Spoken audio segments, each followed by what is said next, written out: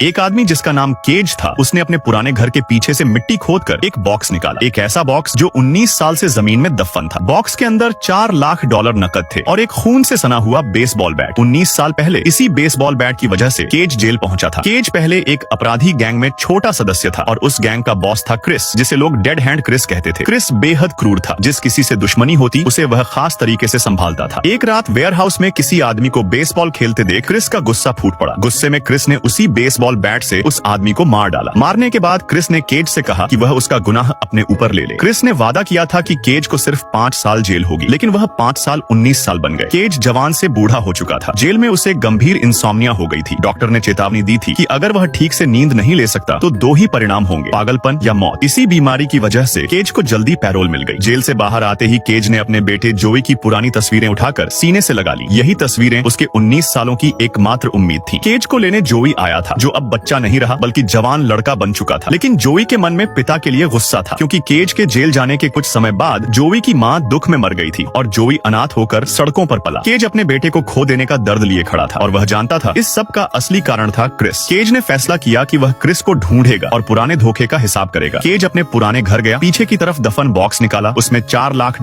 और वही खूनी बेसबॉल बैट था। फिर वह जोई को लेकर एक 5 स्टार होटल पहुंचा, जहां उसने जोई को वह सब देने की कोशिश की जो वह जिंदगी भर नहीं दे सका था। उन्होंने प्रेसिडेंशियल स्वीट लिया। केज मजे से नहाया, फिर जोई को लेकर खूब शॉपिंग की। महंगी घड़ियां, कस्टम सूट, स्पोर्ट्स कारें। धीरे धीरे जोई का दिल पिघलने लगा। दोनों के बीच का तनाव कम होने लगा। वे पिता बेटे से ज्यादा दोस्तों जैसे लगने लगे।